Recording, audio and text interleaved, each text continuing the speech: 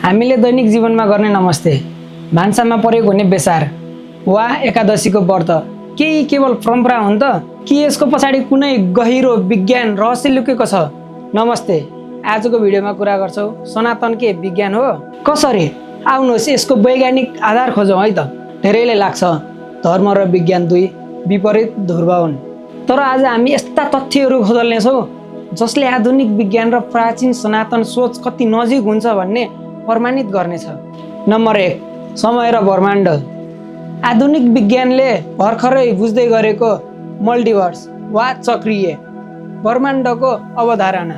NASA र आधुनिक खगोलविदहरूले ब्रह्माण्डको जति आयु अनुमान गरेका छन्, हाम्रो प्राचीन काल गणना र ब्रह्माण्डको एक दिन कल्पको हिसाब ठ्याक्कै त्यही अर्बौं वर्षको वरिपरि घुम्छ।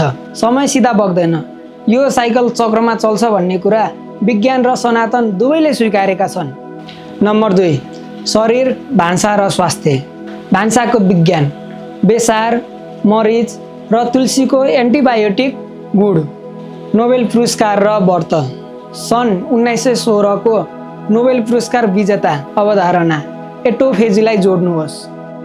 हाम्रा हजुरआमाहरू एकादशीमा पानी समेत नखाएर व्रत बस्नुहुन्थ्यो।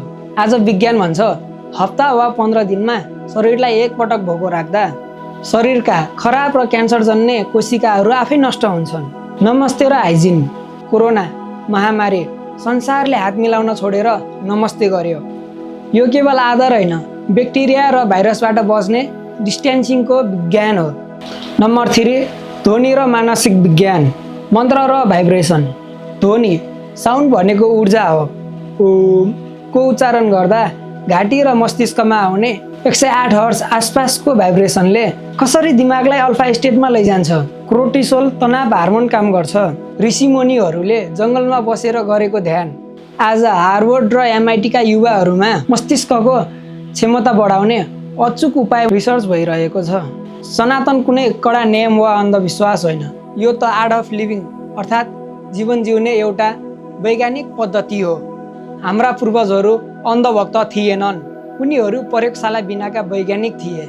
तपाईँलाई सनातन संस्कृतिको कुन कुरा सबैभन्दा बढी वैज्ञानिक लाग्छ? कमेन्ट गर्नु है त।